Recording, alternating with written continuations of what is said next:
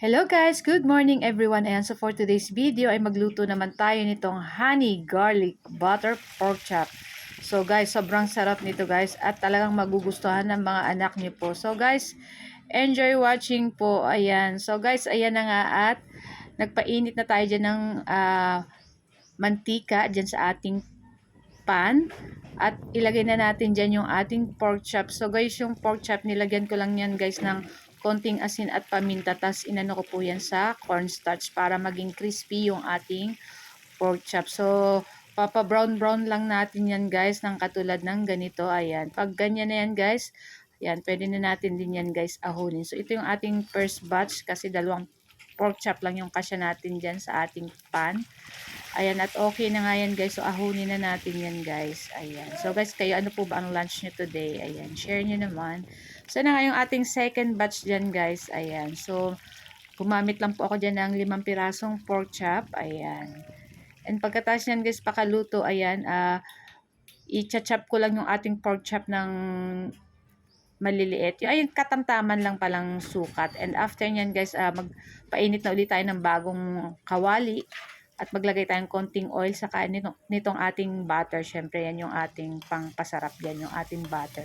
At syempre maraming bawang. Ayan, igigisa lang natin dyan yung ating bawang sa ating butter. Ayan, napakasarap nito talaga guys. At nako, syempre medyo na umay-umay yung raisins ko sa isda at gulay.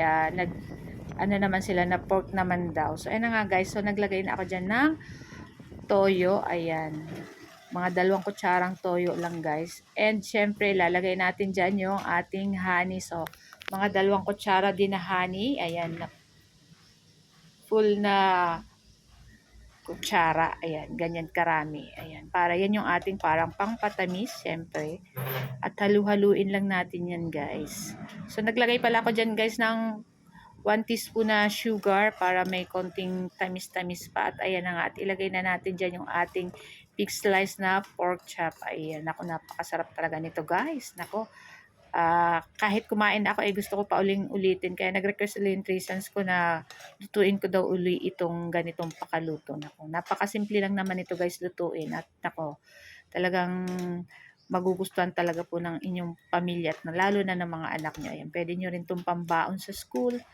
Ayan, pwede din pampulutan. Ayan, may nagsabi na kanina pampulutan daw. So, ayan na nga guys. So, at luto na rin yan. After nyan guys, ilalagay na lang natin dyan yung ating big chop na onion leaves or yung ating spring onion para pampadagdag pa siya ng sarap at pampaganda ng itsura ng ating honey garlic butter pork chop. So, ayan na nga guys. So, ito lang yung aming video today at tara na at samahan niyo po kayong mag-lunch ng aking 3 sons. So, guys, maraming salamat po sa aking mga new followers at sa lahat po nagla-like, comment at lalong-lalo na po sa nag-share ng aking video. Ayan, maraming salamat po sa inyong lahat. Ayan. So, guys, see you next video again. Tara na at samahan niyo na po kaming kumain itong ating honey garlic butter pork chop. So guys, ito lang ang aking video. See you next video.